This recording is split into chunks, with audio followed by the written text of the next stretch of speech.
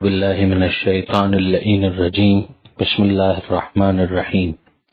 الحمد للہ رب العالمین والصلاة والسلام علی اشرف الانبیاء والمرسلین واہل بیتہ الطیبین الطاہرین المعصومین اما بعد۔ سورہ مبارکہ ذاریات آیت نمبر 7 سے آیت نمبر 30، 7 سے لے کر 30 ارشاد پروردگار ہوتا ہے والسماء ذات الحبق، قسم آسمان کی جو راستوں والا ہے۔ اس کا ایک ترجمہ کہکشاں سے بھی کیا گیا، یعنی زمین سے اوپر انسان دیکھتا چلا جائے جہاں تک اس کی نگاہوں میں وسعت ہو، پھر اس کے بعد دوربین کے ذریعے سے اور زیادہ طاقتور دوربین کے ذریعے سے، ٹیلیسکوپ کے ذریعے سے دیکھتا چلا جائے تو جس طریقے سے مختلف کہکشاؤں کا پتہ چلتا ہے، تو راستے ہی راستے ہیں جو اوپر کی طرف جا رہے ہیں۔ پھر اس کے بعد ایک بات یہ بھی کہی گئی کہ جس طریقے سے ریت میں ہوا کے چلنے کی وجہ سے مختلف لہریں سی بن جاتی ہیں، یا اگر آپ سمندر کی موجوں کو دیکھیں کہ جب ہوا چلتی ہے، یا دریا کے اندر کہ اچانک اگر جب ہوا چلتی ہے تو جس طریقے سے اس کے اندر لہریں سی بننا شروع ہو جاتی ہیں، تو آسمان پر بھی اگر آپ دیکھیں تو بادلوں کے ادھر ادھر ہونے کی وجہ سے اس طرح کے کچھ راستے بنتے ہوئے دکھائی دیتے ہیں۔ ممکن ہے کہ یہ لفظ ان تمام پر حاوی ہو، مگر اس قسم کے فوراً بعد کیا کہا جا رہا ہے کہ ایسے آسمان کی قسم انکم لفی قول مختلف، کہ تم لوگ یقیناً مختلف باتیں کہنے میں لگے ہوئے ہو، یعنی تمہاری کوئی ایک بات نہیں ہے، تم لوگ مختلف باتیں کہہ رہے ہو، رسول کو ڈسکریڈٹ کرنے کے لیے، نعوذ باللہ من ذالک، رسول کو جھٹلانے کے لیے مختلف باتیں تم لوگ کہتے جا رہے ہو۔ کبھی تم ان کو شاعر کہتے ہو، کبھی ان کو مجنون کہتے ہو، کبھی تم ان کو جادوگر کہتے ہو، کبھی تم قرآن کے بارے میں کہتے ہو کہ یہ گزشتہ لوگوں کی باتیں ہیں۔ تم لوگ کوئی ایک بات نہیں کہہ رہے ہو، تمہارے مختلف کنجیکچرز ہیں کہ جن کے اوپر تم چل رہے ہو۔ جبکہ سیدھا سادہ معاملہ یہ تھا کہ اگر یہ بشر کا کلام ہے تو تم اس کا جواب لے، اور نہ لا سکو تو خدا کا کلام مانو، سرنڈر کرو اور اپنی زندگی کو بہتر بنانے کی کوشش کرو۔ مگر تم لوگ انہی تکوں میں، اسپیکولیشنز میں اور وائلڈ گیسز میں لگے ہوئے ہو، اور کوئی ایک فرم بات، کوئی پختہ بات نہیں کر پا رہے۔ اگر ایسے ہی ایٹیٹیوڈ کے اوپر پروردگار عالم نے بہت سخت گرفت کی ہے، بہت سخت تنقید کی ہے۔ ارشاد ہوتا ہے قتل الخراصون، کہ ایسے کنجیکچرز لگانے والے، ایسے وائلڈ گیسز کرنے والے، ان لوگوں کے لیے ہلاکت ہے۔ ظاہر ہے کہ یہ معاملات وہ ہیں جو غیب سے متعلق ہیں، ان میں تم کیا اپنے تکوں کے اوپر چلنے کی کوشش کر رہے ہو؟ کوئی فرم بات کرو، کوئی پختہ بات کرو، جو دلیل دی جا رہی ہے اس دلیل کے اوپر غور کرو۔ الذین هم فی غمرۃ ساہون، یہ وہ لوگ ہیں جو بے خبری کے عالم میں مدہوش ہیں، یعنی جس طریقے سے ایک شخص مست ہو کر نشے کے عالم میں ہو تو وہ جو کہہ رہا ہوتا ہے اس کو کچھ پتہ ہی نہیں ہوتا ہے کہ وہ کیا کہہ رہا ہے۔ یہ ایسے ہوش والے بے ہوش ہیں کہ جو بظاہر ہوش میں ہیں لیکن باتیں ان کی ایسی ہیں کہ جس کے اندر کوئی ربط نہیں ہے، کسی قسم کا کوئی نظم و ضبط نہیں ہے، اور کسی قسم کی کوئی آرگنائزیشن، کوئی مربوط باتیں ان کی نہیں ہیں۔ یسألون ایان یوم الدین، یہ لوگ پوچھتے ہیں کہ کب آئے گا وہ قیامت کا دن، وہ حساب کتاب کا دن، جزا کا دن کب آئے گا۔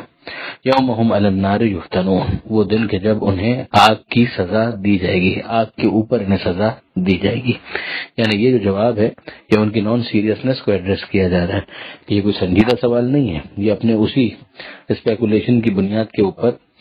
سمجھے بیٹھے ہیں کہ ایسا کوئی دن تو آنے والا نہیں ہے، اور پھر ریڈیکیول کرنے کے لیے، مذاق اڑانے کے لیے اس انداز سے پوچھ رہے ہیں۔ تو پروردگار عالم کی طرف سے جواب دیا جا رہا ہے کہ جس دن کی تم بات کر رہے ہو اس دن تمہیں آگ کی سزا دی جائے گی۔ ذوقوا فتنتکم، چکھو اپنی اس سزا کو۔ ھذا الذی کنتم بہ تستعجلون، یہی وہ دن ہے، یہی وہ سزا ہے کہ جس کی تم جلدی مچایا کرتے تھے۔ اور پھر اس کے بعد جو صاحبان تقویٰ ہیں ان کی بات ہو رہی ہے، ان المتقین فی جنات و عیون، کہ جو صاحبان تقویٰ ہیں وہ باغات میں ہوں گے اور چشموں میں ہوں گے۔ یعنی ایک تو تمہارا حال ہوگا اے مشرکین کہ تم آگ کی سزا کو بھگت رہے ہوں گے، اور وہ جو صاحبان تقویٰ ہیں وہ بے شک باغات میں ہوں گے، چشموں میں ہوں گے۔ آخذین ما آتاہم ربہم، جو ان کا رب انہیں دے رہا ہوگا اسے وہ لوگ لے رہے ہوں گے۔ انہم کانوا قبل ذالک محسنین، یہ لوگ پہلے محسنین تھے، نیکوکار تھے، نیک عمل انجام دینے والے تھے۔ یہ پہلی صفت۔ کانوا قلیلا من اللیل ما یہجعون،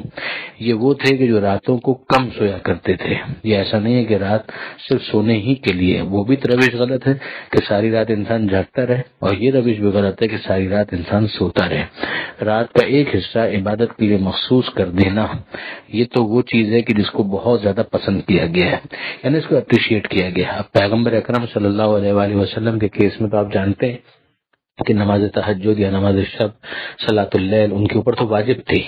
مگر ظاہر ہے کہ دوسرے افراد جو صاحب تقوی بننا چاہتے ہیں تو انہیں پروردگار عالم کی طرف سے گویا یہ سمجھایا جا رہا ہے کہ اگر تم متقین کی صف میں شامل ہونا چاہتے ہو تو بہرحال نیند کا ایک حصہ تمہیں قربان کرنا چاہیے۔ یہ فجر سے پہلے کی بات ہے، صرف فجر تو نماز صبح کہلاتی ہے، لیکن یہ اس سے پہلے کہ رات کا ایک حصہ کم سے کم انہیں جاگنا چاہیے اور پروردگار عالم سے راز و نیاز کرنا چاہیے۔ وبالاسحار هم یستغفرون، اور سحر کے وقت خاص طور پر یہ استغفار کرتے ہیں۔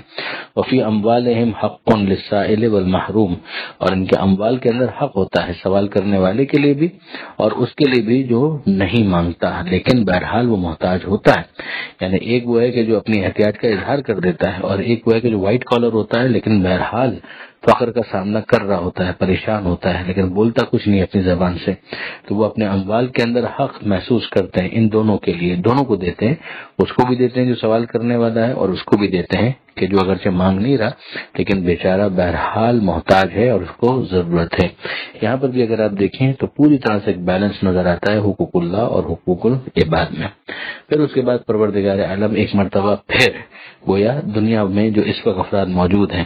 یعنی ان کو متوجہ کرتا ہے کہ جو اب تک ایمان نہیں لائے، ان کو نشانیوں کی طرف متوجہ کرتا ہے کہ وفی الارض آیات للموقنین،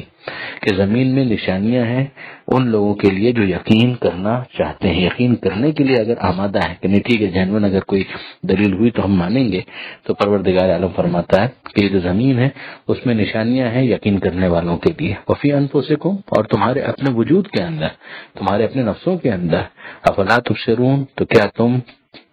دیکھ نہیں رہے؟ وفی السماء رزقکم وما توعدون، اور آسمانوں کے اندر تمہارے لیے رزق ہے اور وہ بھی کہ جس کا تم سے وعدہ کیا گیا ہے۔ تو وہ بہت ساری چیزیں ہیں کہ جو نعمتیں ہیں وہ آسمان سے نازل ہوتی ہیں، بارش آسمان سے نازل ہوتی ہیں، اور اسی طریقے سے بہت سی قوموں کے اوپر ہم جانتے ہیں کہ عذاب بھی آسمان سے نازل ہوا، مثلا وہی قوم لوط کے جس کا آگے تذکرہ بھی آنے والا ہے، ان کے اوپر آسمان ہی سے پتھر برسائے گئے۔ تو وہ چیزیں ہیں جو رزق کے طور پر ہیں وہ بھی آسمان میں ہیں، اور وہ بھی کہ جن کی وعید کی جاتی ہے، جن سے ڈرایا جاتا ہے۔ وَرَبِّ السَّمَاءِ وَالْأَرْضِ، تو رب آسمان اور زمین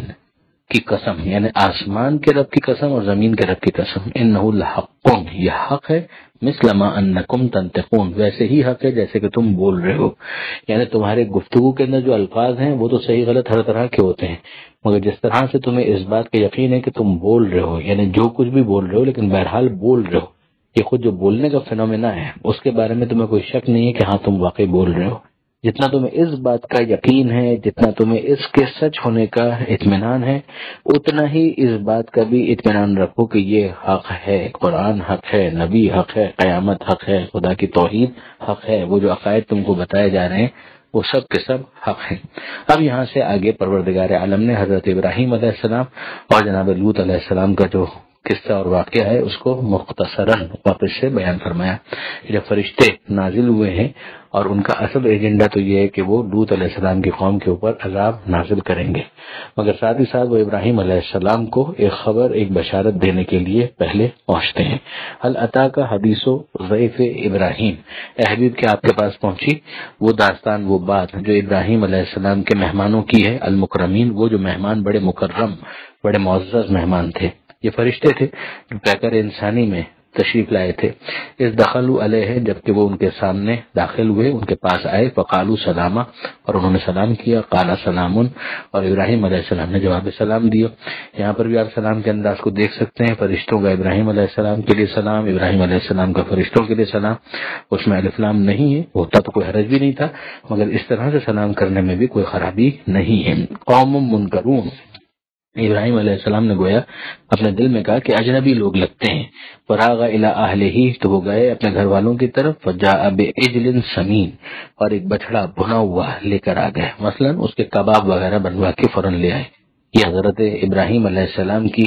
میزبانی کا انداز کہ مہمانداری وہ کرنا چاہتے تھے، پسند کرتے تھے کہ لوگوں کو اپنا مہمان بنائیں. فقربہ الیہم، تو انہوں نے اسے قریب کیا ان کے، یعنی پیش کیا. قال الا تاکلون، اور جب انہوں نے پیش کیا، مثلا یہ کہا کہ لیجئے نوش جان پلیز، تو انہوں نے سامنے سے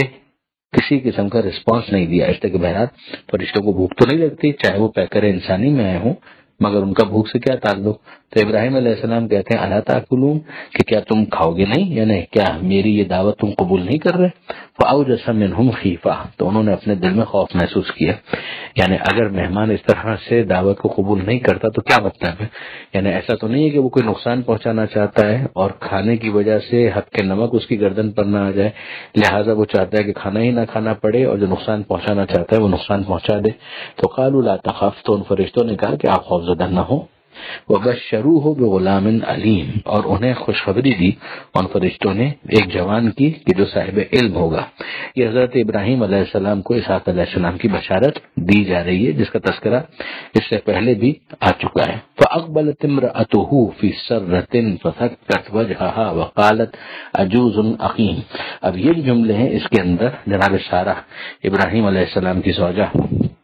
ان کی جو کیفیت ہوئی یہ خبر سننے کے بعد کہ اس بڑھاپے میں میرے یہاں اولاد ہونے والی ہے، اس کو سن کر وہ شرم کے مارے اور ایک بے یقینی کی سی جو کیفیت ان کے اوپر طاری ہوئی، تو اس کا ان کا جو ریئیکشن تھا اس کو یہاں پر بیان کیا جا رہا ہے کہ ان کی بیوی نے آتے ہی ایک چیخ ماری، جس کے بعد اپنا منہ پیٹ لیا اور کہا ہائے بڑھیا بانج. یعنی کہ ایسا بھی ممکن ہے اس ایج میں، اس حالت میں، جبکہ میں عقیم ہوں، بوڑھی ہو چکی ہوں، بانج بھی ہوں، تو کیا اس حالت میں مجھے اولاد ہونے والی ہے؟ قالوا کذالک، تو انہوں نے کہا فرشتوں نے کہ اسی طرح سے ہوگا.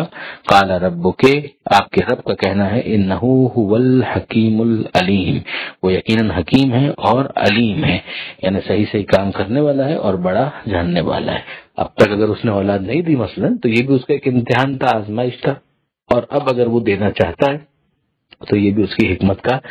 تقاضا ہے. مثلا ایک حکمت یہ ہو سکتی ہے کہ بہت سے ذہنوں سے اس خناس کو نکالا جائے کہ اگر اولاد نہ ہو تو وہ عورت منحوس ہوتی ہے، معاذ اللہ. کوئی ایسا سلسلہ نہیں ہے، یہ پروردگار عالم کی عطا ہے، جب وہ دینا چاہے وہ حکمت رکھتا ہے، وہ بہتر جانتا ہے کہ کب کس کو کیا دیا جائے، وہ علم رکھتا ہے، کچھ بھی اس سے چھپا ہوا نہیں ہے. یہ آیت نمبر 30 پر الحمدللہ یہ صفحہ مکمل ہوا، اور ساتھ ہی ساتھ اللہ کا شکر کہ 26واں پارہ بھی مکمل ہوا. ابھی یہ سورہ آگے کنٹینیو ہوگا لیکن 27واں پارہ کل سے شروع ہوگا. پروردگار عالم سے دعا ہے قرآن پڑھنے، سمجھنے اور عمل کرنے کی توفیق عطا فرما، اور وارث قرآن امام زمانہ کے ظہور میں تعجیل فرما. وآخر دعوانا ان الحمد للہ رب العالمین، والسلام علیکم ورحمۃ اللہ وبرکاتہ. بسم اللہ الرحمن الرحیم. سورہ مبارکہ ذاریات، آیت نمبر 31 سے آیت نمبر 50، 31 سے 50، اور یہیں سے 27ویں پارے کا آغاز بھی ہو رہا ہے. بات یہاں تک پہنچی تھی کہ فرشتوں نے آ کر حضرت ابراہیم علیہ السلام کو ایک فرزند کی بشارت دی، مگر حضرت ابراہیم علیہ السلام سمجھ گئے تھے کہ اصل مہم کوئی اور ہے، یہ ایک ضمناً کام کیا جا رہا ہے، ورنہ اصل ایجنڈا، اصل ٹارگٹ کچھ اور ہے. تو انہوں نے سوال کیا قال فما خطبکم ایھا المرسلون، انہوں نے کہا آخر تمہاری مہم کیا ہے اے بھیجے جانے والوں، ایھا المرسلون. قالوا، تو انہوں نے جواب دیا ان ارسلنا الی قوم مجرمین، ہمیں بھیجا گیا ہے ایک مجرم قوم کی جانب. اب یہ جناب لوط علیہ السلام کی قوم کا تذکرہ ہو رہا ہے، تفصیل نہیں بیان کی جائے گی، صرف بریفلی یہاں پر ڈسکشن ہوگا، اور آگے بھی آپ دیکھیں گے کہ دیگر قوموں کا ذکر آئے گا اور بہت بریفلی آئے گا. تفصیل دیگر سوروں کے اندر آ چکی ہے. لنرسل علیہم حجارۃ من طین، تاکہ ہم ان کے اوپر برسائیں پتھر مٹی کے اور سخت پتھر، مسومتاً عند ربک للمسرفین، اور ایسے پتھر ہوں گے وہ کہ جن کے اوپر نشانات پڑے ہوئے ہوں گے، نشانات لگے ہوئے ہوں گے. اور یہ پتھر کن پر برسائے جائیں گے؟ للمسرفین، حد سے گزرے ہوئے لوگوں پر. اب یہ سورہ مبارک ہجر کے اندر ہم دیکھتے ہیں کہ پروردگار عالم نے تین عذابوں کا تذکرہ کیا ہے، صیحہ یعنی ایک کڑک ایک آواز، اور اس کے علاوہ بستی کا الٹ پلٹ ہو جانا یعنی بستی کا بالکل تہو بالا کر دینا، اور آسمان سے پتھر کا گرانا۔ تو پتھر کا تو تذکرہ یہاں پر ہے، باقی دو عذابوں کا تذکرہ یہاں پر نہیں ہے۔ تو اب بہرحال قرآن مجید کے اندر اسی طرح سے ہوتا ہے کہ کہیں پر کچھ تفصیلات مل جاتی ہیں، کہیں پر دوسری تفصیلات کو بیان کر دیا جاتا ہے، اور اس کی ایک توجہ یہ بھی کی گئی کہ پہلے آواز اور آواز کے بعد بستی کو تہو بالا کر دیا گیا، اور جو بستی سے فاصلے پر تھے ان کے اوپر آسمان سے پتھر برسا دیے گئے۔ پھر اس کے بعد یہ جو کہا گیا کہ مسومتن ان کے اوپر نشان پڑے ہوئے تھے،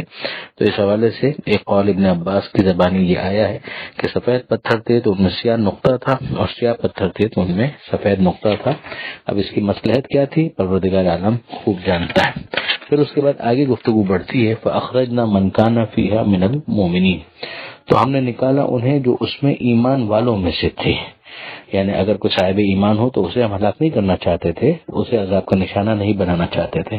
مگر ہوا کیا فما وجدنا فیہا غیر بیت من المسلمین، کہ وہاں پر ہم نے ایک گھر کے سوا کسی اور گھر کو نہیں پایا جو مسلمانوں کا ہو،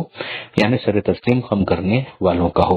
پہلے مومنین کا لفظ استعمال کیا گیا اور پھر اس کے بعد مسلمین کا لفظ استعمال کیا گیا۔ اسی سے اندازہ ہوتا ہے کہ جو واقعی مومن ہوتا ہے وہی صحیح معنوں میں مسلم بھی ہوتا ہے۔ اور ہم جانتے ہیں سورہ حجرات کے اندر ہم پڑھ چکے ہیں کہ بعض ایسے مسلم ہوتے ہیں کہ جو شناختی کارڈ کی حد تک مسلمان ہوتے ہیں، جن کے اوپر ظواہر اسلام کا اطلاق بھی ہو جاتا ہے، مگر حقیقی ایمان ان کے قلوب کے اندر داخل نہیں ہوا ہوتا۔ تو ایک عنوان یا ٹائٹل کی حد تک مسلم ہے، اور ایک ہے اسلام کی اسپرٹ کہ سرنڈر کرنا، سبمٹ کرنا اپنے آپ کو ول آف گاڈ کے سامنے، اپنے آپ کو پروردگار عالم کی مرضی کے حوالے کرنا۔ تو یہ اسلام واقعاً ایمان ہی کا ایک دوسرا نام بن جائے گا۔ وَتَرَكْنَا فِيهَا آیَةً لِلَّذِينَ يَخَافُونَ الْعَذَابَ الْأَلِيمَ، اور ہم نے وہاں پر ایک نشانی چھوڑ دی، یعنی ان کو ایک نشانی بنا دیا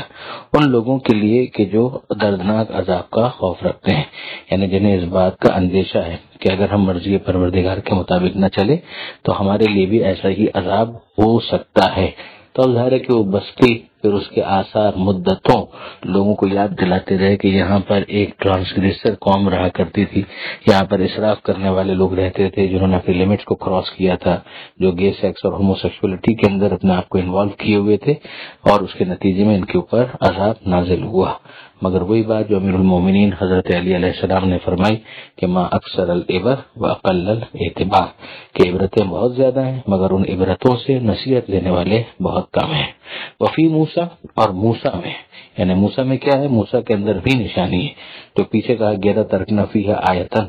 تو اس کا مطلب یہ ہے کہ ہم نے ان میں نشانی چھوڑی ہے، یعنی وہ جو ان کا معاملہ فرعون کے ساتھ ہوا، فرعون والوں کے ساتھ ہوا، تو اس میں بھی نشانی ہے۔ اذ ارسلناہ الی فرعون بسلطان مبین، جب ہم نے ان کو بھیجا فرعون کی جانب اور ثبوت کے ساتھ بھیجا، ایسے ثبوت کے ساتھ جو کھلا ہوا ثبوت تھا، عصا ید بیضا، وہ جو معجزات جناب موسیٰ علیہ السلام کے پاس تھے۔ فتولی برکنہ، تو انہوں نے طاقت کے برقعے پر روگردانی کی، کس نے؟ فرعون نے، یعنی اپنی طاقت کا اسے گھمنڈ تھا، غرور تھا، تو اس کے اوپر اس نے بھروسہ کرتے ہوئے روگردانی کی، موسیٰ علیہ السلام کی بات کی طرف کوئی توجہ نہیں دی۔ وقال ساحر او مجنون، اور کہا کہ جادوگر ہے یا یہ نعوذ باللہ مجنون ہے، پاگل ہے۔ تو یہ الزام لگا دیے الٹے جھوٹے، حضرت موسیٰ علیہ السلام کے خلاف پروپیگنڈا کیا۔ فَأَخَذْنَاهُ وَجُنُودَهُ، تو ہم نے اسے بھی گرفتار کر لیا اور اس کے لشکر کو بھی اپنی گرفت میں لے لیا۔ فَنَبَذْنَاهُمْ فِي الْيَمِّ، اور ہم نے انہیں دریا کے اندر غرق کر دیا۔ وَهُوَ مُلِيمٌ، اور اس عالم میں انہیں غرق کر دیا کہ ان پر پھٹکار برس رہی تھی، وہ قابل ملامت تھے۔ یہاں پر بھی آپ دیکھیں گے کوئی تفصیل نہیں ہے، صرف اشارے کیے گئے اور یہ ایزیوم کیا گیا ہے کہ پیچھے تفصیلات کو یا تو پڑھ لیا گیا ہے یا پڑھ لیا جائے گا۔ وفی عادن اذ ارسلنا علیہم الریح العقیم، ابھی حضرت ہود علیہ السلام کی قوم کا ذکر آ گیا کہ یعنی قوم عاد میں بھی ہم نے نشانی رکھی ہے کہ جب ہم نے ان کے اوپر بھیجی وہ ہوا کہ جو عقیم تھی، یعنی بانج، یعنی بانج کا مطلب یہ ہوتا ہے کہ جو پروڈکٹیو نہ ہو، کہ جس سے کوئی چیز حاصل نہ ہو سکے، کوئی پازیٹیو اس کا آؤٹ پٹ نہ آ سکے۔ تو یہاں پر وہ جو ہوا ہے، ہوا کا کام ہے کہ اس کے ذریعے سے خوشگوار احساس بھی ہوتا ہے، اس کے ذریعے سے مثلاً بارش کی خوشخبری بھی آتی ہے، اس کے ذریعے سے بہت ساری فصلوں کے لیے وہ جو انتظام ہوتا ہے کہ جس کے نتیجے میں پولینیشن ہو سکے، ان تمام تر چیزوں کا بھی کام ایک ایجنٹ کے طور پر ہوا کرتی ہے، مگر یہ ہوا بالکل عقیم تھی، اس لیے کہ عذاب کے طور پر آئی تھی۔ تو پروردگار فرماتا ہے کہ ما تذر من شیء اتت علیہ، کچھ بھی اس نے نہیں چھوڑا جہاں جہاں وہ ہوا آئی، الا جعلتہ کالرمیم، مگر یہ کہ اس نے اس کو بنا دیا بالکل کٹی ہوئی گھاس کی طرح سے، یعنی بالکل چورا چورا کر دیا۔ وہ ایک عذاب تھا اور اس عذاب نے اپنا پورا اثر قوم عاد کے اوپر دکھایا۔ وفی سمودا، اور قوم سمود جناب صالح علیہ السلام کو جہاں پر بھیجا گیا تھا، تو گویا اس میں بھی نشانی ہے۔ اذ قیل لہم، جب ان سے یہ کہا گیا، کس نے کہا؟ حضرت صالح علیہ السلام کے ساتھ جب وہ معاملہ ہوا کہ اونٹنی کو ذبح کر دیا گیا، اونٹنی کو پے کر دیا گیا، اس کے پیر کاٹ دیے گئے، تو پھر اس کے بعد 3 دن کی ان کو مہلت دی گئی۔ تو اسی کی طرف اشارہ کیا جا رہا ہے کہ اذ قیل لہم، جب ان سے کہا گیا تمتعوا حتی حین، کہ مزے کرو یہ ایک مخصوص مدت تک، ایک خاص وقت تک، یعنی وہ وقت بھی کہ جو بہت دور نہیں ہے، سرحد کر دی گئی تھی دوسرے مقام پر کہ 3 دن کے لیے۔ تو اتوا عن امر ربہم، تو انہوں نے سرکشی کی امر پروردگار کے مقابلے میں۔ فاخذتہم الصاعقہ، تو انہیں بجلی نے گرفت میں لے لیا، یعنی ان کے اوپر بجلی گرا دی گئی، وہم ینظرون، اور وہ دیکھتے ہی رہ گئے۔ فما استطاعوا من قیام، نہ وہ اس قابل تھے کہ اٹھ سکیں، وما كانوا منتصرین، اور نہ ہی مدد ملنا ممکن تھا، یعنی وہ اس عذاب کی پوری لپیٹ میں آ گئے۔ اب اس کے بعد پروردگار فرماتا ہے وقوم نوح من قبل، اور نوح علیہ السلام کی قوم کو ہم نے ہلاک کیا ان سے پہلے، انہم کانوا قوما فاسقین، یہ بد اعمال لوگ تھے۔ اب حضرت نوح علیہ السلام کی قوم کی جو ہلاکت ہے اس کو سمجھا گیا ہے، یا قوم کے اوپر عربی کے اعتبار سے جو نصب آیا گرامر کے اعتبار سے اس کے ذریعے سے، کہ گویا پچھلی قوموں کے بارے میں ذکر آ گیا اور ان کی ہلاکت کو بتلا دیا گیا، تو ان کی ہلاکت کا تصور ذہن کے اندر آ گیا، تو اب اس کو مفروض مانتے ہوئے یہاں پر قوم نوح، یعنی ہم نے ہلاک کر دیا قوم نوح کو پہلے، انہم کانوا قوم فاسقین، یقیناً وہ فاسق لوگ تھے، بد اعمال لوگ تھے۔ والسماء بنیناہا، اب اس کے بعد پروردگار عالم مزید جو نشانیاں کائنات کی ہیں ان کی طرف متوجہ کر رہا ہے، یعنی ایک نشانیاں تو وہ قومیں بننے کہ جن کے اوپر عذاب آئے، وہ عبرت کی نشانیاں ہیں، اور اب قدرت کی نشانیاں ہیں۔ اس عبرت کے اندر بھی پروردگار عالم کی قدرت کا مظاہرہ تو تھا ہی، مگر اس آئینے میں تو شکل دکھائی گئی ہے کہ دیکھو اگر اب بھی تم اپنے آپ کو سدھارنے کے لیے تیار نہیں ہو تو دیکھ لو یہ قومیں ہلاک ہو چکی ہیں، تم بھی ان کی طرح سے ہلاک ہو سکتے ہو۔ اور دوسری بات، اب جو آیتیں آ رہی ہیں، نشانیاں آ رہی ہیں، ان کے ذریعے سے سمجھایا جا رہا ہے کہ پروردگار عالم کے مظاہر قدرت کو دیکھو، آسمان کی طرف دیکھو، والسماء بنیناہا بأید،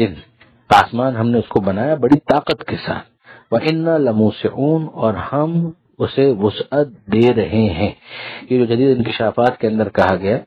کہ کائنات ابھی بھی پھیلتی جا رہی ہے، تو یہ قرآن مجید کی اس آیت کے ساتھ بالکل سازگار ہے۔ پھر اس کے بعد ارشاد ہوتا ہے والارض فرشناہا،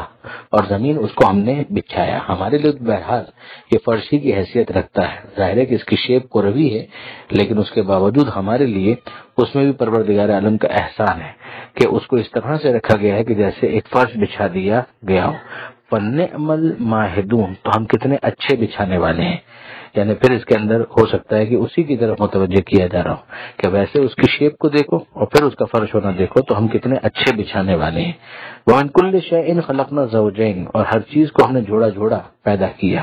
اب جوڑا جوڑا پیدا کیا، اس کے اندر وہی کہ نر اور مادہ، مثلا پروٹون اور الیکٹرون، اس کی طرف بھی ہو سکتا ہے متوجہ کیا گیا ہو۔ اور ایک روایت امام علی رضا علیہ السلام کے ذریعے سے ہم تک پہنچی ہے کہ جس میں بتایا گیا ہے کہ ہر چیز کے مقابلے میں کوئی دوسری چیز ہے، جیسے ظلمت کے مقابلے میں نور، خشکی کے مقابلے میں تری، سخت کے مقابلے میں نر، سرد کے مقابلے میں گرم۔ تو یہ جو ازداد ہیں، یہ جو اپوزٹس ہیں، ان کو بھی پروردگار عالم نے زوجین کے ذریعے سے بتایا، لعلکم تذکرون، شاید کہ تم نصیحت حاصل کرو۔ اب آخری جو آیت اس صفحے کی آیت نمبر 50، اس میں ارشاد ہوتا ہے وَفِرُّوا إِلَى اللَّهِ، تو اللہ کی طرف دوڑو، اللہ کی طرف بھاگو، فرار اختیار کرو اللہ کی بارگاہ میں۔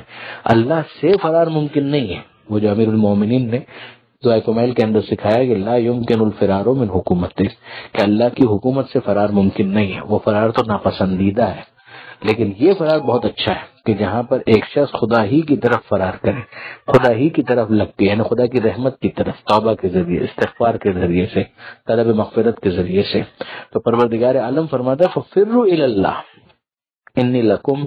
منہ نذیر مبین، اور گویا پیغمبر کی زبانی سے کہلوایا جا رہا ہے کہ میں اسی کی طرف سے، اسی اللہ کی طرف سے تمہارے لیے نذیر مبین بن کر آیا ہوں، یعنی کھلا ہوا ڈرانے والا بن کر آیا ہوں تاکہ تم کو وارننگ دوں۔ پھر اس کا مصداق یہ جو فرار اللہ ہے اس کا ایک مصداق خود حج بیت اللہ کو بھی کہا گیا کہ انسان اگر خانہ کعبہ کی طرف جا رہا ہے تو وہ گویا پروردگار عالم نے جس کو قبلہ بنایا ہے اس کی طرف جانا گویا خدا کی طرف جانا قرار پاتا ہے۔ یہ آیت نمبر 50 جس پر الحمدللہ یہ صفحہ مکمل ہوا۔ پروردگار عالم سے دعا ہے قرآن پڑھنے، سمجھنے اور عمل کرنے کی توفیق عطا فرما، اور وارث قرآن امام زمانہ کے ظہور میں تعجیل فرما۔ وآخر دعوانا ان الحمد للہ رب العالمین، والسلام علیکم ورحمۃ اللہ وبرکاتہ۔ بسم اللہ الرحمن الرحیم۔ سورہ مبارکہ ذاریات آیت نمبر 51 سے آیت نمبر 60، 51 سے 60 جس پر سورہ ذاریات کا اختتام ہوگا، اور اگلا سورہ سورہ طور، اس کی ابتدائی 14 آیتیں، فرسٹ 14 ورسز وہ بھی اسی صفحے پر ہیں۔ تو پہلے سورہ ذاریات کی اختتامی آیتوں پر نظر ڈالتے ہیں۔ بات پہنچی تھی آیت نمبر 50 تک، جس میں پروردگار عالم نے یہ ارشاد فرمایا کہ ففروا الی اللہ، اللہ کی طرف پناہ لو، اللہ کی طرف دوڑو، انی لکم منہ نذیر مبین، میں یقیناً تمہارے لیے اسی کی طرف سے نذیر مبین یعنی کھلا ہوا ڈرانے والا بن کر آیا ہوں۔ یعنی پروردگار عالم کی طرف آؤ، توبہ کے ذریعے، استغفار کے ذریعے، عبادت کے ذریعے اس کی بارگاہ میں اپنی قربت کا اظہار کرو، خدا تمہیں اپنے سے قریب کرے گا۔ وَلَا تَجْعَلُوا مَعَ اللَّهِ إِلَٰهًا آخَرَ، اور اللہ کے ساتھ کسی اور کو خدا قرار مت دو، یعنی شرک نہ کرو۔ انی لکم منہ نذیر مبین، یقیناً میں تمہارے لیے اسی کی طرف سے کھلا ہوا ڈرانے والا بن کر آیا ہوں۔ یہ پھر تکرار ہوا ہے اس کی اہمیت کی وجہ سے، یہ میسج کہ یہ وارننگ جو میں دے رہا ہوں یہ اپنی پرسنل کیپیسٹی میں نہیں دے رہا، پروردگار عالم کے بہاف پر دے رہا ہوں، خدا کی نمائندگی میں دے رہا ہوں۔ کذالک ما اتى الذین من قبلہم من رسول، یوں ہی ان کے پہلے جو لوگ تھے ان کے پاس کوئی پیغمبر نہیں آیا مگر انہوں نے کہا الا قالوا ساحر او مجنون، کہ یہ جادوگر ہے، یا یہ کہا کہ یہ مجنون ہے، یعنی نعوذ باللہ من ذالک دیوانہ ہے۔ تو یہ عام طور پر جو مخالفین رسول ہیں ان کی زبانوں پر جو الزامات اور جو تہمتیں آیا کرتی تھیں ان کے اندر سر فہرست دو چیزیں ہوا کرتی تھیں۔ تو اس کے اوپر پروردگار عالم نے وہ طنز کرتے ہوئے ٹونٹ کیا ہے کیا تواصو بھی، کہ کیا یہ ایک دوسرے کو اس کی وصیت کر دیتے ہیں۔ اصل ایشو یہ ہے کہ بل ہم قوم طاغون، کہ یہ سب کے سب سرکشی میں مبتلا ہیں، یعنی ان کی سرکشی ایک کامن فیکٹر ہے، یہ کامن ڈینومینیٹر ہے۔ ماضی میں جو رسولوں کے جھٹلانے والے تھے اور جو اس قوم کے اندر رسول کے جھٹلانے والے ہیں، ان سب کا کامن ڈینومینیٹر یہ ہے کہ یہ طاغوت ہیں، ان سب کے اندر سرکشی پائی جاتی ہے۔ وہ سرکشی انہیں آمادہ کرتی ہے کہ وہ کوئی نہ کوئی تہمت لگائیں، کوئی نہ کوئی جھوٹا الزام لگائیں، کوئی ایسی بات کریں کہ جن سے رسولوں کی کیریکٹر اسیسینیشن ہو سکے۔ تو اس میں آسان سا انہیں جو جملہ سمجھ میں آتا ہے وہ یہ آتا ہے کہ ان کو ساحر کہہ دیا جائے، جادوگر کہہ دیا جائے، پاگل کہہ دیا جائے، معاذ اللہ دیوانہ کہہ دیا جائے۔ تو یہ ان کی سرکشی ہے کہ جو ان کو لیڈ کرتی ہے ان الزامات اور ان تہمتوں تک۔ فَتَوَلَّ عَنْهُمْ، تو حبیب آپ ان سے منہ پھیر لیجئے۔ فَمَا أَنْتَ بِمَلُومٍ، اب آپ پر کوئی الزام نہیں ہے، یعنی آپ نے تو اپنا کام پورا کیا ہے، آپ نے اپنی تبلیغ کی ہے، آپ نے پیغام پہنچا دیا ہے، لہذا آپ کے اوپر کسی قسم کا کوئی الزام نہیں ہے، آپ اپنی ذمہ داریوں کو ادا کر رہے ہیں۔ یہ وہ آیت ہے کہ جس کے بارے میں کہا گیا کہ اس کو سننے کے بعد بعض صحابہ کرام پریشان ہو گئے کہ یہ جو کہا جا رہا ہے کہ ان سے منہ پھیر لیجئے، تو ایسا تو نہیں ہے کہ اب عذاب نازل ہونے والا ہے؟ یعنی پیغمبر اکرم صلی اللہ علیہ وآلہ وسلم کو یہ کہا جا رہا ہے کہ منہ پھیر لیجئے، اس کا مطلب یہ ہے کہ جو پیغام پہنچانا تھا پہنچا دیا، اور اب مزید کچھ بتانا نہیں ہے، جو نہیں مانتے تو ان کے اوپر اب عذاب نازل کر دیا جائے۔ مگر پھر جو اگلی آیت آئی اس سے حوصلہ ہوا کہ نہیں، یہ ابھی عذاب کا موقع نہیں ہے، اور پروردگار عالم پیغمبر اکرم سے کہہ رہا ہے کہ آپ اپنی ذمہ داریوں کو کنٹینیو رکھیے۔ یعنی اب یہ جو منہ پھیرنے والی بات ہے وہ بالکل لاسٹ کیسز کے لیے ہے، کہ وہ افراد کے جو بالکل ہی سیکھنے کے لیے تیار نہیں ہیں اور جو بالکل سمجھنے کے لیے تیار نہیں ہیں، ان کے اوپر وقت ضائع کرنے کی ضرورت نہیں ہے، مگر وذکر، آپ انہیں یاد دہانی کراتے رہیے۔ فإن الذکر تنفع المؤمنین، کہ یاد دہانی کرانا یہ مومنین کو بہرحال فائدہ پہنچاتا ہے۔ تو مومنین کا جو ایمان ہے اس کو جلا ملتی ہے، اس میں اضافہ ہوتا ہے آپ کی یاد دہانی کی وجہ سے، لہذا آپ ان کو یاد دہانی کراتے رہیے۔ اور اب اہم ترین یاد دہانی آ رہی ہے اگلی آیت کے اندر، وما خلقت الجن والانس الا لیعبدون، کہ میں نے نہیں پیدا کیا جنات اور انسانوں کو مگر اس لیے کہ وہ میری عبادت کریں۔ یہ آیت مقصد حیات کو بیان کر رہی ہے، جنات کے بھی اور انسانوں کے بھی۔ جنات کا ذکر شاید پہلے اس لیے ہوا کہ ان کی خلقت انسانوں سے پہلے ہو چکی تھی، اور انسانوں کی خلقت سبسیکوینٹلی ہوئی، بعد میں ہوئی، لہذا پہلے ان کا ذکر آ گیا اور انسانوں کا بھی ذکر آ گیا۔ کیا وہ چیز ہے کہ جو جنات اور انسان کے پاس ہے اور دیگر مخلوقات کے پاس نہیں ہے؟ ہم دیکھتے ہیں کہ اس دنیا کے اندر پروردگار عالم کا نظام تو چل ہی رہا ہے، سورج، چاند، ستارے، زمین کی گردش، یہ سب کے سب پروردگار عالم کی اطاعت کر رہے ہیں۔ تو سورہ یاسین کے اندر ہے کہ للشمس ينبغي لها أن تدرك القمر ولا الليل سابق النهار، یہ رات دن کا نظام، یہ سارا کا سارا جو تکوینی نظام ہے پروردگار عالم کا، وہ پروردگار عالم کی بات مان رہے ہیں، یہ خدا کی عبادت ہی تو کر رہے ہیں، مگر یہ تکوین میں ہے، یہ فطری اطاعت ہے، جس کے لیے دوسرا لفظ ہے کہ جبری اطاعت ہے، کہ ان کے لیے نہ انحراف کا امکان ہے، پروردگار عالم نے ان کو جس طرح سے ڈیزائن کیا یہ اسی طریقے سے چل رہے ہیں۔ اس کے بعد ایک اختیاری اطاعت ہے بغیر کسی مزاحم طاقت کے، یعنی کوئی ریزسٹنس نہیں ہے لیکن اطاعت اپنے اختیار سے ہے، اور وہ اطاعت ہے فرشتوں کی، کہ جو یقیناً اپنے اختیار سے ہے مگر کوئی ریزسٹنس نہیں ہے، کوئی خواہش ہی نہیں ہے کہ جو راستہ روکے، کوئی غصہ ہی نہیں ہے کہ جس کی وجہ سے ان کا راستہ بلاک ہو، تو وہ عبادت پروردگار کر رہے ہیں مگر کسی ریزسٹنس کے بغیر، تو اس میں وہ بلندی بہرحال نہیں ہے۔ اب اس کے بعد تیسرا مرحلہ ہے کہ جہاں پر اطاعت ہو رہی ہے اور اطاعت کے اندر اختیار بھی شامل ہے اور مزاحم طاقتیں بھی موجود ہیں، کہ جس میں خواہشات بھی ہیں، شیطان کے وسوسے بھی ہیں، انسان کا اپنا غصہ بھی ہے، غضب بھی ہے، اور یہ سب مل کر انسان کو اطاعت کے راستے سے روکنا چاہتے ہیں۔ پروردگار عالم کی طرف سے عقل ہے، اسی طریقے سے پروردگار عالم کی طرف سے فطری طور پر بھی انسان کو ان بلڈ بہت ساری صلاحیتیں دے دی گئی، پھر نبیوں کے ذریعے، رسولوں کے ذریعے سے اور قرآن کے ذریعے سے، کتابوں کے ذریعے سے ہدایت دے دی گئی۔ تو اب اس کے بعد انسان اگر اطاعت کے جادے پر آگے بڑھتا ہے تو یہ اس کی اختیاری عبادت ہے اور اختیاری اطاعت ہے، کہ جس کے لیے پروردگار عالم نے جنات کو اور انسانوں کو پیدا کیا، لیعبدون، تاکہ وہ میری عبادت کریں۔ اب اگلا سوال آتا ہے کہ کیا پروردگار عالم کو کوئی فائدہ ہونے والا ہے؟ پروردگار فرماتا ہے ما اريد منهم من رزق، کہ میں ان سے کسی روزی کا طلبگار نہیں ہوں۔ رزق کے لفظ میں بڑی وسعت ہے، ہر وہ چیز کہ جو کسی کی بقا سے وابستہ ہو وہ سب کا سب لفظ رزق کے اندر شامل ہے،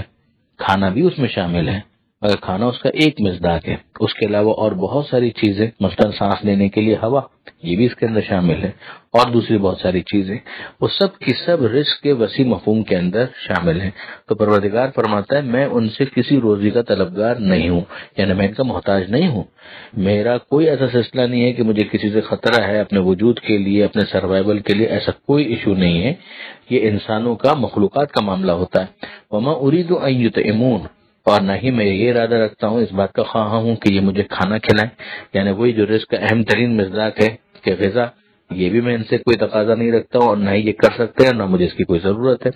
کھانا کھانا یہ ساری مخلوقات کی صفت ہے، خالق کی صفت نہیں ہے۔ ان اللہ هو الرزاق ذو القوۃ المتین، یقیناً اللہ وہی ہے جو روزی دینے والا ہے اور مضبوط طاقت والا ہے،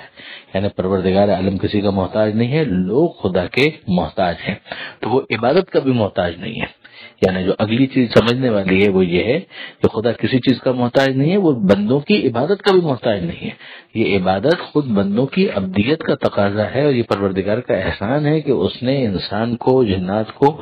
اس راہ کی طرف متوجہ کیا کہ جو ان کا مقصد حیات ہے، جس کا الٹیمیٹ بینیفیشری خود وہ انسان ہے۔ فَإِنَّ لِلَّذِينَ ظَلَمُوا ذَنُوبًا مِثْلَ ذُنُوبِ أَصْحَابِهِمْ، تو یقیناً ان لوگوں کا جو ظالم ہے وہی حصہ ہے جیسا ان کے ساتھ والوں کا تھا، یعنی وہ جو بھی ان کا عذاب ہے ان کو ملے گا جب وہ اپنے مقصد خلقت کی طرف متوجہ نہیں ہوں گے، تو پھر ان کے ساتھ یہی ہوگا۔ فلا یستعجلون، تو انہیں جلدی نہیں مچانی چاہیے۔ فویل للذین کفروا من یومہم الذی یوعدون، تو وائے ہو ان لوگوں کے لیے جو کافر ہیں اس دن سے جس کا ان سے وعدہ وعید ہوتا ہے، یعنی قیامت کے دن پھر افسوس کریں گے یہ لوگ، ہاتھ ملیں گے، پریشان ہوں گے، اس طرح کی تباہی بربادی ان کی منتظر ہوگی جب وہ اس دنیا کے اندر اپنے مقصد خلقت کی طرف متوجہ نہیں ہوں گے اور اس کے لیے کوشش نہیں کریں گے، تو پھر یہی انجام ان کا ہونا ہے۔ یہ آیت نمبر 60 پر یہ سورہ مکمل ہو گیا، اور اب اس کے بعد اگلا سورہ ہے سورہ مبارکہ طور۔ یہ قرآن مجید کا 52واں سورہ ہے۔ ابتدائی کے اندر لفظ طور استعمال ہوا جس کی وجہ سے اس سورہ کا یہ نام پڑا۔ مکی سورہ ہے، یعنی پیغمبر اکرم صلی اللہ علیہ وآلہ وسلم پر ہجرت سے پہلے نازل ہونے والے سوروں میں اس کا شمار ہوتا ہے۔ 49 آیتیں ہیں، 49 آیتیں۔ ابتدا میں بسم اللہ الرحمن الرحیم، سہارا اللہ کے نام کا جو سب کو فیض پہنچانے والا بڑا مہربان ہے۔ قسمیں کھائی جا رہی ہیں، والطور، قسم ہے طور کی، اب ظاہر ہے کہ وہ مشہور کوہ طور جو ہے اس کی قسم کھائی جا رہی ہے۔ وہ کتاب میں مستور، اور اس کتاب کی قسم کے جو لکھی ہوئی ہے۔ یہ کتاب کون سی ہے؟ اس کے بارے میں مختلف اقوال ہیں۔ قرآن بھی کہا گیا، توریت بھی کہی گئی، اسی طرح سے لوح محفوظ بھی اور اعمال نامے بھی ایک قول کے مطابق، مگر جو علامہ سید علی نقوی صاحب نے ترجیح دی ہے وہ یہی ہے کہ طور کے قرینے سے سمجھ میں آتا ہے کہ یہاں پر توریت کا ذکر کیا جا رہا ہے۔ فی رق منشور، جو کھلے ہوئے کاغذوں میں، کھلے ہوئے اوراق پر ہیں، یعنی اب یہ رق منشور، رق ویسے اس کھال کو کہا جاتا تھا کہ جس کو بطور کاغذ، جب کاغذ نہیں بنا تھا تو وہ جگہ کہ جس کے اوپر لکھا جائے، تو وہ کھال سے بنی ہوئی باریک باریک جلدیں ہوا کرتی تھیں، ان کے اوپر لکھا جاتا تھا، اس کو رق کہا جاتا تھا۔ پھر جب بعد میں کاغذ بننا شروع ہو گئے تو ان کو بھی رق کہا جانے لگا۔ تو پھر رق کی منشور ان اوراق میں کہ جو واضح ہیں، روشن ہیں اور معروف ہیں، فی رق کی منشور۔ والبیت المعمور، اور بیت معمور کی قسم، یعنی بیت تو ہو گیا گھر، المعمور یعنی آباد۔ ابھی البیت المعمور کون سا گھر ہے؟ اس کے بارے میں کہا گیا کہ یہ آسمانوں پر ویسا ہی ایک گھر ہے کہ جیسا زمین کے اوپر خانہ کعبہ، یعنی جس طرح سے اہل زمین کے لیے، انسانوں کے لیے خانہ کعبہ طواف کی جگہ ہے، اسی طریقے سے بیت معمور وہ گھر ہے، وہ مکان ہے کہ جو آسمان پر پروردگار عالم نے فرشتوں کے طواف کے لیے رکھا ہے، اور کہا جاتا ہے کہ اس کی بالکل سیدھ میں ہے، جہاں پر خانہ کعبہ ہے اسی کے سیدھ میں اوپر کی طرف آسمانوں میں کسی جگہ پر وہ مکان موجود ہے۔ والسقف المرفوع، اور اس چھت کی قسم کہ جو بلند ہے۔ اب اس سے مراد واضح طور پر آسمان اور یہ ہیونلی باڈیز۔ والبحر المسجور، اور اس سمندر کی قسم جو جوش زن ہے، یعنی جس کے اندر جوش ہے، جوش مارتی ہوئی لہریں دکھائی دے رہی ہیں۔ ان تمام قسموں کے کھانے کے بعد جو جواب قسم ہے وہ کیا ہے؟ ان عذاب ربک لواقع، یقیناً تیرے رب کا عذاب، آپ کے رب کا عذاب واقع ہو کر رہے گا، ما لہ من دافع، جس کا ٹالنے والا کوئی نہیں ہے۔ وہی قیامت کے حوالے سے متوجہ کیا جا رہا ہے کہ اگر تم نے ابھی اپنے آپ کو درست نہیں کیا تو وہاں پر تمہیں پچھتانا پڑے گا، عذاب پروردگار کا سامنا کرنا پڑے گا۔ یعنی وہ خدا جو اس بات کا پر قدرت رکھتا ہے کہ طور جیسا پہاڑ بنائے اور اس پر جناب موسیٰ علیہ السلام کو شرف کلیمی عطا کرے، توریت اور دیگر آسمانی کتابوں کو نازل کرے، اور اسی طرح وہ جو بیت معمور کو قائم رکھے اور طواف کی جگہ بنائے، آسمان میں ہیونلی باڈیز کو رکھے، اور اسی طریقے سے سمندر میں موجوں کو اذن صدور اور اذن جوش عطا کرے، وہ پروردگار عذاب نازل کرنے پر بھی قدرت رکھتا ہے، اور پھر اگر وہ طے کر لے تو اس کو دور کرنے والا کوئی نہیں ہے۔ یوم تمور السماء مورا، جس دن آسمان پورے طور پر حرکت میں آ جائے گا۔ اچھا، اب یہ آسمان حرکت میں آ جائے گا، اس سے وہی ایک بات تو سمجھ میں آتی ہے کہ جتنے بھی اجرام فلکی ہیں، سورج، چاند، ستارے، وہ سب کے سب اپنے اس روٹین کے معاملے سے ہٹ جائیں گے۔ ایک تو جو روٹین کی ان کی حرکتیں ہیں وہ اپنی جگہ پر، لیکن وہ ختم ہو جائیں گی، اور یہ سب کے سب ختم ہونے کی طرف آ رہے ہوں گے، یعنی تلپٹ ہو رہا ہوگا، نظام کو لپیٹا جا رہا ہوگا، تو یہ سب کے سب ختم ہو رہے ہوں گے. وَتَسِيرُ الْجِبَالُ سَيْرًا، اور اسی طریقے سے پہاڑ وہ بھی رواں دواں ہوں گے. تو پہاڑوں کی بھی ایک حرکت تو وہ ہے جو زمین کے ساتھ ساتھ ہے ہی، لیکن نہیں، اب گویا زمین سے ان کو اکھاڑ دیا جائے گا، اور پھر وہ مرحلہ آ جائے گا کہ جب یہ روئی کے گالوں کی طرح سے اڑتے ہوئے نظر آئیں گے. فَوَيْلٌ يَوْمَئِذٍ لِّلْمُكَذِّبِينَ، تو وائے ہو اس دن جھٹلانے والوں پر، یعنی جو تکذیب کرنے والے ہیں، جھٹلانے والے ہیں، ان کے لیے اس دن تباہی اور بربادی ہے. الَّذِينَ هُمْ فِي خَوْضٍ يَلْعَبُونَ، وہ کہ جو غلط قسم کی سرگرمیوں میں ہمیشہ مصروف رہے اور تفریح محسوس کرتے رہے، کھیل کود میں لگے رہے. انہوں نے دنیا کے اندر وہ سنجیدگی نہیں دکھائی کہ جو آخرت میں ان کے لیے مفید ثابت ہو پاتی. ظاہر ہے کہ جب وہ تکذیب کرتے ہیں قیامت کے دن کی، تو پھر اس کے بعد دنیا ان کے لیے کھیل تماشے سے زیادہ کیا ہو سکتی ہے. یوم یدعون الی نار جہنم دعا، جس دن وہ دھکیلے جائیں گے دوزخ والی آگ کی طرف شدت کے ساتھ. ہذہ النار التی کنتم بہا تکذبون، یہ ہے وہ آگ کہ جس کو تم جھٹلایا کرتے تھے. یعنی وہ پچھتاوے کی کیا کیفیت ہوگی کہ جو اس وقت ان کے اوپر طاری ہوگی. آگ نظر آ رہی ہے، زندگی بھر اس کو جھٹلاتے رہے، اور اب اسی کا ایندھن بننے کا وقت آ گیا. آیت نمبر 14 پر یہ صفحہ مکمل ہوا. پروردگار عالم سے دعا ہے قرآن پڑھنے، سمجھنے اور عمل کرنے کی توفیق عطا فرما، اور وارث قرآن امام زمانہ کے ظہور میں تعجیل فرما. وآخر دعوانا ان الحمد للہ رب العالمین. والسلام علیکم ورحمۃ اللہ وبرکاتہ.